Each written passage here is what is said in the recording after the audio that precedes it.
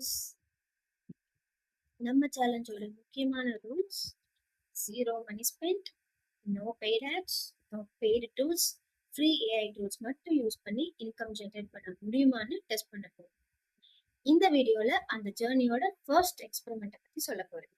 AI use பண்ணி ஒரு ebook create பண்ணி அமேசான் கேடிபில பப்ளிஷ் பண்றது தான் நம்மளோட ஃபர்ஸ்ட் எக்ஸ்பெரிமெண்ட். ஆனா ஒரு முக்கியமான கொஸ்டின் எனக்கு இருக்கு. ஏஐ எழுதின புக்கை யாராவது வாங்குவாங்களா? அமேசான் அதை அக்செப்ட் பண்ணுமா, என்னை ரிஜெக்ட் பண்ணுமா? அதுக்காக நான் சில ரிசர்ச் பண்ணேன். அதுல நான் என்ன கண்டுபிடிச்சேன்னா, ஹியூமன் டச். ஏஐயே கிரியேட் பண்ணாலும் அதுல சில ஹியூமன் டச் இருக்கு. ஹியூமன் டச் இருந்ததுன்னா அதை அக்செப்ட் பண்ணும் அப்படின்றத நான் கண்டுபிடிச்சேன். நான் என்ன மாதிரியான ஹியூமன் டச் கொடுத்துருக்கேன்னு சொல்றேன். வீடியோவை ஃபுல்லா பாருங்க. வாங்க வீடியோக்குள்ள போகலாம். ஃபர்ஸ்ட், அமேசான் கேடிபி பத்தி தெரியாதவங்களுக்கு நான் ஒரு சின்ன இன்ட்ரோ கொடுத்துக்கிறேன். அமேசான் பத்தி உங்களுக்கு நல்லாவே தெரியும். பொருளை விற்கலாம், வாங்கலாம். கேடிபின்னா என்ன? கேடிபி அப்படின்னா கிண்டல் டைரக்ட் பப்ளிஷிங். அதுல நம்ம புக்ஸை பப்ளிஷ் பண்ணலாம். அது வித்தா அமேசான் நமக்கு ராயல்டி கொடுக்கும். இது ஒரு நல்ல பாசிவ் இன்கமா இருக்குமா? வாங்க பார்க்கலாம்.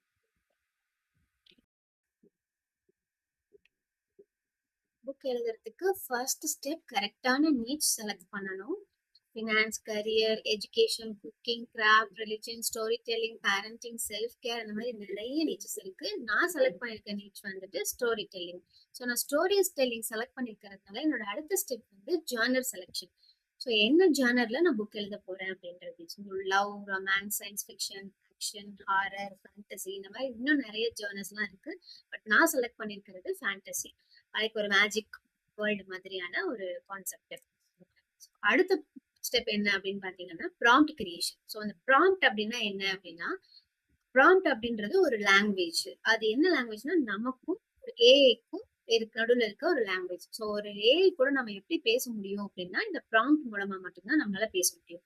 நம்ம என்ன நினைக்கிறோம், நமக்கு என்ன வேணும், நம்ம என்ன பண்றோம், நமக்கு என்ன தேவை அப்படின்றத டீட்டெயிலா ஒரு டெக்ஸ்ட் பண்ணி அந்த ஏஐக்கு நம்ம வந்து இன்புட்டா கொடுக்கறது அப்படின்றது தான் அந்த ப்ராம்ப்ட். ஸோ அந்த ப்ராம்ப்ட் வந்து நம்ம கிரியேட் பண்ணணும். ஸோ அந்த ப்ராம்ப்ட் கிரியேஷனுக்கு நான் என்ன பண்ண போறேன் அப்படின்னா ஏஐயே அதுக்கு நான் யூஸ் பண்ணிக்க போறேன். ஸோ ஏஐ கிட்டேயே வந்து நீ கரெக்டான ஒரு ப்ராம்ப்ட் எனக்கு கொடு அப்படின்றத நான் வந்து கேட்க போறேன்.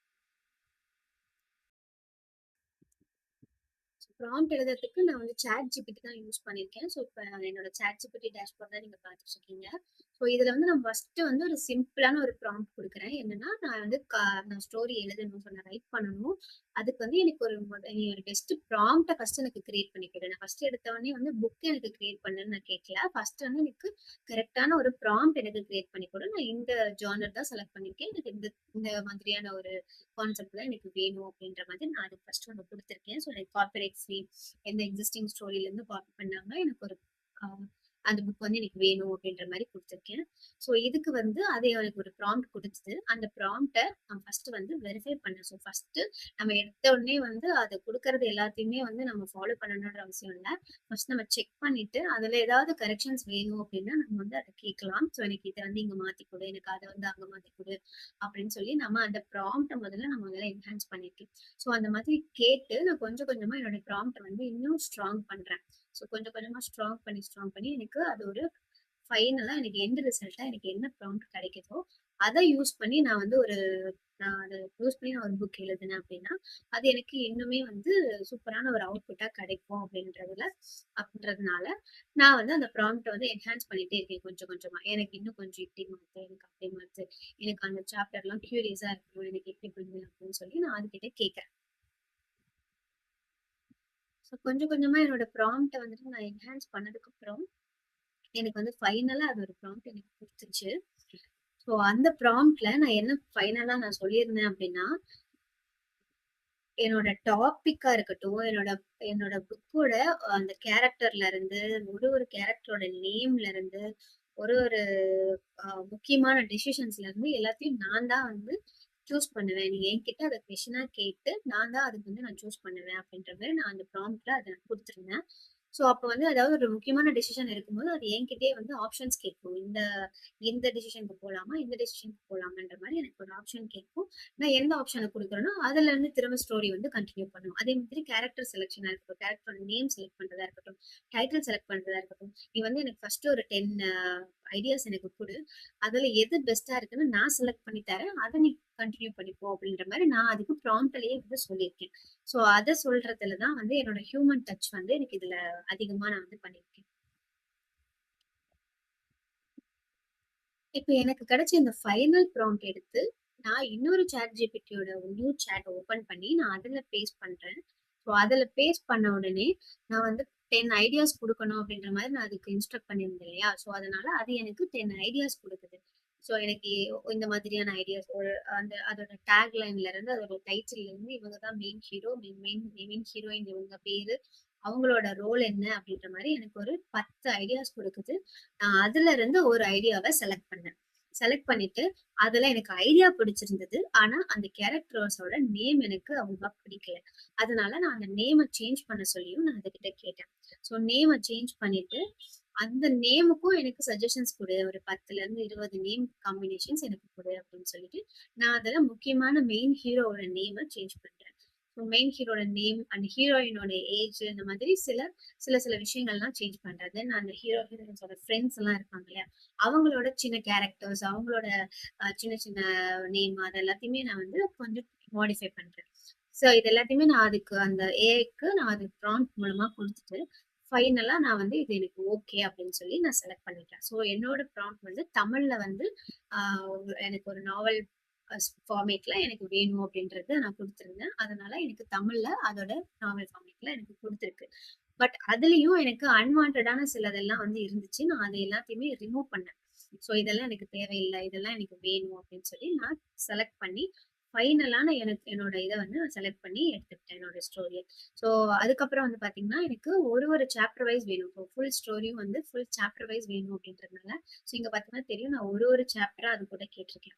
ஸோ ஃபர்ஸ்ட் வந்துட்டு நம்ம சாப்டர் 1 வந்து 1ஓட ப்ரிவ்யூ மட்டும் அது எனக்கு காமிச்சுச்சு.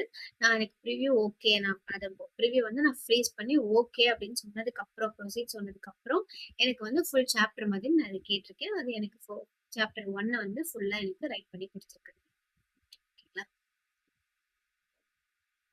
தென் நான் சாப்டர் 1 ஓகே பண்ணதுக்கப்புறம், நான் அதுகிட்ட வந்து த மொத்தம் வந்து என்னோட 30 சாப்டர்ன்ற மாரி நான் பிளான் பண்ணியிருந்தேன். ஸோ 3 டூ 30 சாப்டரையும் ஃபுல்லா எனக்கு வேணுன்ற மாரி கேட்டிருந்தேன். பட் அது எனக்கு சஜெஸ்ட் பண்ணது என்ன அப்டின்னா, ஸோ 3 டூ 30 சாப்டர்ஸ் வந்து ஃபுல்லா வந்து ஒரே பதிவுல குடுக்க வேண்டாம். ஏன்னா, அதுல வந்து நெறைய சென்டென்சஸ் இருக்கு. நெறைய கேரக்டர்ஸ் வரும். ஸோ நெறைய விஷயங்கள் அதுல இருக்கும் அப்டின்றதுனால, உங்களோட அந்த ஸ்டோரியோட அக்யூரசி வந்து குறைஞ்சிரும் அப்படின்ற மாரி எனக்கு அத சஜெஸ்ட் பண்ணுச்சு. ஸோ அதனால நீங்க ஸ்டெப் பை ஸ்டெப்பா ஒரு சாப்டர் வைஸ் சாப்டரா வந்து போங்க அப்படின்னு தான் பெஸ்ட். அததான் நான் வந்து சஜெஸ்ட் பண்ணுவேன் அப்படின்றது. அதுவே எனக்கு சஜெஸ்ட் பண்ணுச்சு. ஸோ அதனால நான் அடுத்த இதுல இருந்து நான் சாப்டர் வைஸ் சாப்டரா ஒரு சாப்டர் அடுத்து 3 சாப்டர், 4த் சாப்டர், 5த் சாப்டர், 6த் சாப்டர். ஸோ 5த் சாப்டர்ல பாத்தீங்கன்னா எனக்கு 2 இது செலக்ட் பண்ண சொல்லி கேட்டுச்சு. நான் டிசைட் பண்ணேன். ஸோ இந்த இந்த இந்த டாபிக்ல போலாமா, அந்த டாபிக் போலாமான்ற மாரி நான் டிசைட் பண்ணேன்.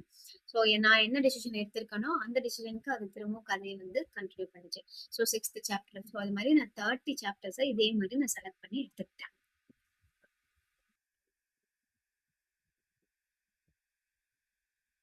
ப்ராம்ப்ட் கிரியேட் பண்ணிட்டோம். நெக்ஸ்ட் ஸ்டெப் புக் கிரியேஷனும் பண்ணிட்டோம். யூசிங் ஏஐ யூஸ் பண்ணி நம்ம புக்கும் கிரியேட் பண்ணி முடிச்சிட்டோம். அடுத்தது formatting and proof reading. So AI வந்து புக்கு கிரியேட் பண்ணி குடுத்துருச்சு. பட் அது அப்படியே வந்து நம்ம வந்து பப்ளிஷ் பண்ணலாமா அப்படின்னா பண்ணக்கூடாது. ஏன்னா இங்கேயும் ஒரு ஹியூமன் டச் வேணும். ஏன்னா அது சரியான ஃபார்மேட்ல பண்ணி சரியா வந்து ஸ்பெல் செக் அதெல்லாம் பண்ணிட்டு ஸ்பெல்லிங் எரர்லாம் இருக்கா எல்லாத்தையும் செக் பண்ணிட்டு அதுக்கப்புறம் தான் நம்ம வந்து பப்ளிஷ் பண்ணணும். ஸோ அதுக்காக தான் நான் வந்துட்டு ஃபார்மேட்டிங் அண்ட் ப்ரூஃப் ரீடிங் பண்ணேன். ஸோ அத நான் எதுல பண்ணேன் அப்படின்னா, எம்எஸ் வேர்ட்ல தான் பண்ணேன்.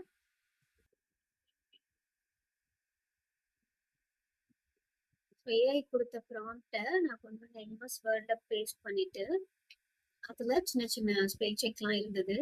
ஸ்பெல்லிங் எரர்ஸ் எல்லாம் இருந்தது. அதனால நான் அத எல்லாத்தையும் செக் பண்ணி, அந்த எரர் எல்லாத்தையும் கரெக்ட் பண்ணேன். தென் கொஞ்சம் சின்ன சின்ன சென்டென்ஸ்லாம் மாடிஃபை பண்ணேன். ஸோ எனக்கு இப்படி வேண்டாம். இந்த இடத்துல இந்த வேர்ட் தேவையில்ல. இந்த இடத்துல இந்த சென்டென்ஸ் தேவையில்ல அப்படின்னு எனக்கு தோன்றது எல்லாத்தையுமே நான் வந்து சேஞ்ச் பண்ணேன். ஸோ அதுக்கப்புறம் ஒரு ஃபார்மேட்டா ரெடி பண்ணேன். லைக் டாபிக் இங்க மேல இருக்கணும். அதுக்கு ஒரு டேக்லைன் இருக்கணும். தென் அதுக்கப்புறம் ஒரு ஒரு ஜஸ்ட் ஒரு இன்ட்ரோடக்ஷன் இருக்கட்டும். அதுக்கப்புறம் முக்கியமான ஹீரோ, ஹீரோயின மட்டும் இன்ட்ரோ பண்ற மாதிரியான ஒரு பேஜ் வேணும். இந்த மாதிரி நான் வந்து ஃபார்மேட் பண்ணேன். அதுக்கப்புறம் இந்த புக்கோட ஓவரால் தீம் என்ன அப்படின்றத ஒரு ஒரு பேராகிராஃப் கொண்டு வந்தேன். அதுக்கப்புறம் ஃபர்ஸ்ட் சாப்டர் 1, சாப்டர் 2ன்னு ஸ்டார்ட் பண்ணேன். ஸோ இந்த மாதிரி ஒரு ஃபார்மேட்டை வந்து நான் ரெடி பண்ணிட்டு அதுக்கு வந்து ஒரு டேபிள் டேபிள் கண்டென்ட்ஸ் வந்து கிரியேட் பண்ணேன். அதோட பேஜ் நம்பர் கிரியேட் பண்றது இருக்கட்டும். அந்த டேபிள் ஆஃப் கண்டென்ட்ல ஒரு ஒரு டாபிக்கும் ஒரு ஒரு இது என்னென்ன சாப்டர் நம்பர் என்ன அப்படின்றது செலக்ட் பண்ற மாதிரி இந்த மாதிரி ஒரு டேபிள் ஆஃப் கண்டென்ட்டை ரெடி பண்ணேன். ஃபார்மேட்டிங் அண்ட் ப்ரூஃப் ரீடிங்கை முடிச்சதுக்கு அப்புறம் அமேசான் கேடிபில அக்கௌண்ட் கிரியேட் பண்ணணும். இதுதான் நம்மளோட அடுத்த ஸ்டெப். ஸோ அமேசான் கேடிபியில் நான் அக்கௌண்ட் கிரியேட் பண்ணேன். ஸோ இதுதான் என்னோட அக்கௌண்ட் பேஜ். ஸோ இதில் வந்து என்னோட account details and payment details and tax information இது எல்லாத்தையுமே கொடுத்து நான் ஒரு ப்ராப்பரான அக்கௌண்ட் ஃபர்ஸ்ட் வந்து கிரியேட் பண்ணி முடிச்சுக்கிட்டேன். அதுக்கப்புறம் புக் பப்ளிஷ் பண்ணுறதுக்கு புக் பப்ளிஷ் பேஜ் போயிட்டு நான் புக்கை வந்து பப்ளிஷும் பண்ணேன். கிரியேட் புக் கொடுத்துட்டு கிண்டில் இ புக்குன்னு இருக்கு இல்லையா, இங்கே கிரியேட் கொடுத்துட்டு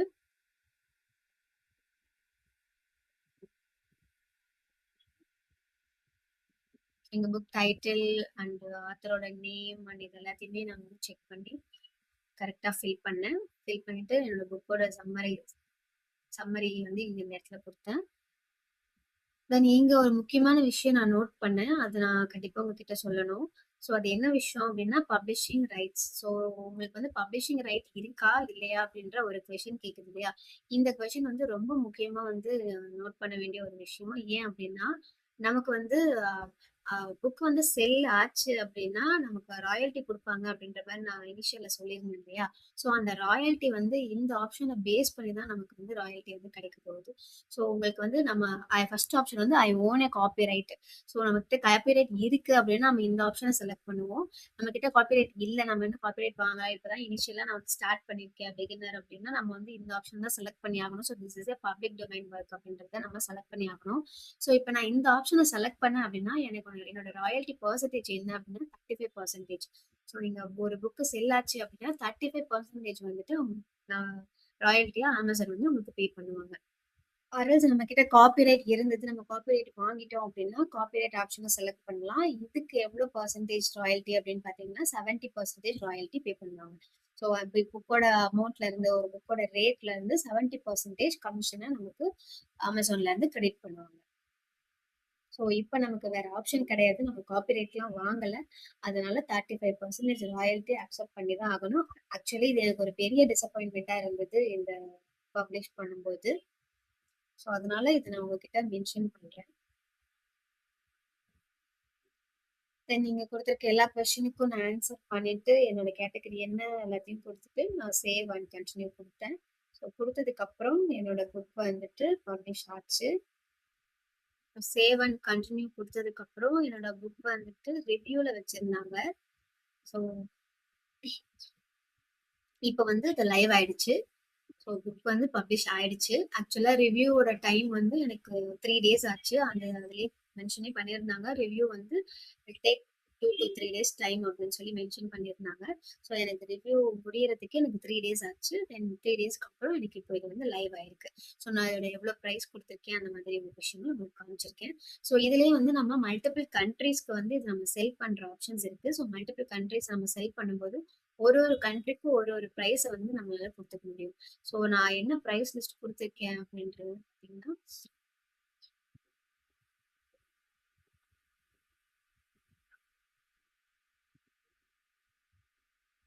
இந்த மாதிரி ஒரு ஒரு ஒரு ஒரு கண்ட்ரிக்கும் ஒரு ஒரு ப்ரைஸ் வந்து நம்மளால கொடுத்துக்க முடியும். ஸோ ஃபர்ஸ்ட் வந்து நான் ப்ரியாரிட்டியா என்ன கண்ட்ரி கொடுத்துருக்கேன் அப்புறம் என்ன டொமைன் கொடுத்துருக்கேன்னா .comன்ற டொமைன் தான் கொடுத்துருக்கேன். Amazon.comல தான் ஃபர்ஸ்ட் வந்து ப்ரியாரிட்டியா கொடுத்துருந்தேன். ஸோ அதுல வந்து நான் 3.99 USD வந்து கொடுத்துருந்தேன். அதோட ராயல்ட்டி பர்சன்டேஜ் வந்து 35% தான் நமக்கு என்னோட ராயல்ட்டி வந்து 35 தான். ஏன்னா என்கிட்ட காப்பிரைட் கிடையாது. ஸோ அதனால 35% தான் வந்தது. ஸோ என்னோட ராயல்ட்டி வந்து எவ்வளவு வரும் அப்படின்னா 1.4 தான் வரும். ஸோ இந்த ஃபர்ஸ்ட் விஷயம் கொடுத்தாலே உங்களுக்கு ஆட்டோமேட்டடா உங்களுக்கு எல்லாம் இது எல்லாமே நான் வந்து கொடுக்கணுமா, இந்த மணி எல்லாம் கால்குலேட் பண்ணி ஒரு ஒரு கண்ட்ரியோட மணியும் இந்தியன் ருப்பில கால்குலேட் பண்ணி கொடுக்கணுமா அப்படின்னா தேவையில்லை. நீங்க ஃபர்ஸ்ட் USDல கொடுத்தாலே அதுக்கு ஆட்டோமேட்டடா வந்து மற்ற எல்லா கண்ட்ரிஸுமே வந்து அதுவே தானா ஆட்டோமேட்டிக்கா எடுத்துக்கும். பட் நான் டாட் இன் மட்டும், அதாவது இந்தியாவுடைய ஐஎன்ஆர் மட்டும் நான் சேஞ்ச் பண்ணிக்கிட்டேன். ஏன் அப்படின்னா நான் 3.99 கொடுத்ததுனால அது நிறைய அமௌண்ட் இருந்துச்சு. ஸோ இனிஷியலா இப்பதான் வந்து புதுசா நம்ம பப்ளிஷ் பண்ணியிருக்கேன் அப்படின்றதுனால ஃபர்ஸ்ட் நிறைய அமௌண்ட் கொடுக்க வேணாம் அப்படின்னு சொல்லிட்டு நான் இந்த அமௌண்ட் மட்டும் கம்மி பண்ணிக்கிட்டேன். 199 இருந்தா போதும் அப்படின்னு சொல்லி. ஸோ அப்போ எனக்கு ஃபைனலா இந்த புக் வித்துச்சு அப்படின்னா எனக்கு 59 ருபீஸ் வந்து கிடைக்கும்ன்ற மாதிரி நான் அதை செட் பண்ணிக்கிட்டேன். ஸோ உங்களுக்கு மேல இங்க பாத்தீங்கன்னா தெரியும், நான் ராயல்ட்டி கொடுத்துருவேன். ஸோ இங்க வந்து 70% ராயல்ட்டின்றது நம்மளால செலக்ட் பண்ணவே ஆப்ஷனே கிடையாது. 35% மட்டும்தான் ஆட்டோமேட்டடா செலக்ட் ஆயிடும்.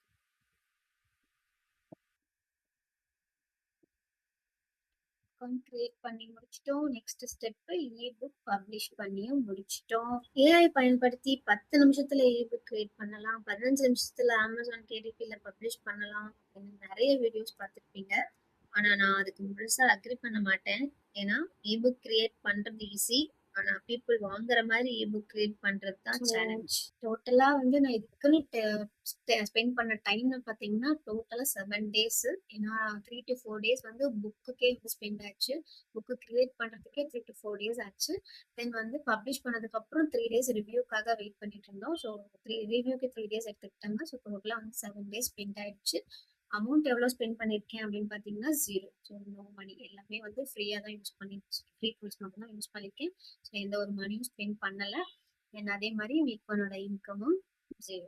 ஸோ இப்போ வரைக்கும் இந்த இன்கம் வரல. இப்போ தான் நம்ம பப்ளிஷ் பண்ணியிருக்கோம். ஸோ லெட்ஸ் சி, வெயிட் பண்ணி பார்ப்போம் யாராவது புக் வாங்குறாங்களா அப்படின்றத வெயிட் பண்ணி நம்ம பார்ப்போம். ஆனால் எக்ஸ்பெரிமெண்ட்டை நம்ம சக்ஸஸ்ஃபுல்லாக ஸ்டார்ட் பண்ணிட்டோம். இப்போ உங்களுக்கு ஒரு கொஷின், ஏஐ ஜென்ரேட் பண்ண புக்கை நீங்க வாங்குவீங்களா? எஸ் ஆர் நோ கமெண்ட்ல சொல்லுங்க. நம்ம அடுத்த வீடியோல சந்திப்போம். அண்ட் இன்னொரு விஷயம் சொல்ல மறந்துட்டேன், என்னோட ஃபர்ஸ்ட் இபுக் ஸ்டோரி லிங்க் வந்து டிஸ்கிரிப்ஷன்ல கொடுக்குறேன். செக் பண்ணி பார்த்துட்டு என்னோட ஸ்டோரி எப்படி இருந்ததுன்னு கமெண்ட்ல சொல்லுங்க. பாய். நான் உங்கள் மைண்ட் வாய்ஸ்.